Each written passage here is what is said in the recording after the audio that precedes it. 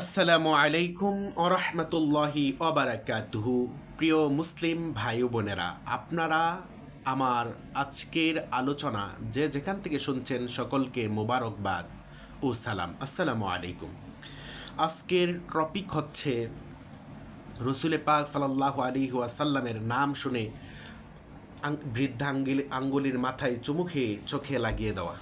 এ ব্যাপারে হুজুরে পুন্নুর সাল্লাল্লাহু আলাইহি ওয়াসাল্লাম একদিন জুমার নামাজের পরে মসজিদে নববীতে বসা, তখন হজরত বেলাল আজান দেওয়া শুরু করল।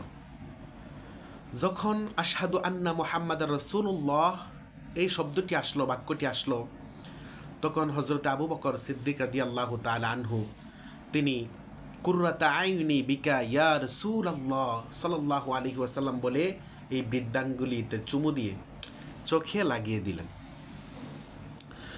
হুজুরে নূর সাল্লাল্লাহু আলাইহি ওয়াসাল্লাম আজানের পরে আবু বকরকে বললেন, আবু বকর,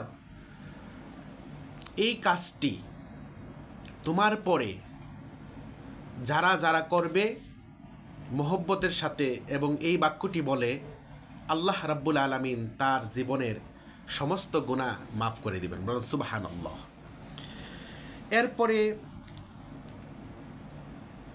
সালাত নকশি কিতাবের মধ্যে লিখিত আছে, হজরত নবী করিম সাল্লাল্লাহু আলাইহি ওয়াসাল্লাম ইরশাদ করেছেন, ক্বালা রাসূলুল্লাহি সাল্লাল্লাহু আলাইহি ওয়াসাল্লাম, মান সামা ইসমি ফিল আযানি ওয়া ওয়াদাআ ইবহামাইহি আলা আইনাইহি ফাআনা তালিবতুহু ফি সুফুফিল কিয়ামাতি আকাইদুহু ইলাল জান্নাহ। যেই ব্যক্তি এইরকম কাজ করবে, আল্লাহ রাব্বুল আলামিন কিয়ামতের দিন আমার রসুলকে হাসরের ময়দানে ওই লোককে তালাশ করার জন্য বিভিন্ন দলবক্ত কাতারে খুঁজতে লাগবেন এবং খুঁজে খুঁজে বের করে তাকে আল্লাহর জান্নাতের পৌঁছায় দিবেন। পড়েন সুবহানাল্লাহ।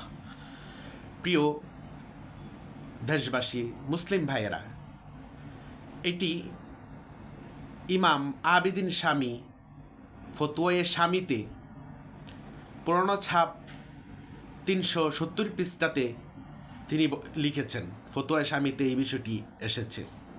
এখন আমাদের দেশে কিছু আলেমরা আছেন যারা এই বিষয়টিকে মানতে চান না। তারা বলেন এই বিষয়টি নাকি বেদাত, নাউজুবিল্লাহ।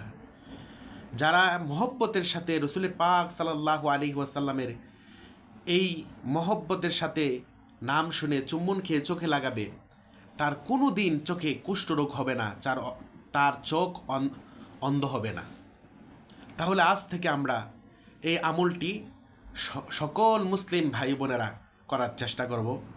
এই আবদার রেখে আমি আজকে বিদায় নিচ্ছি।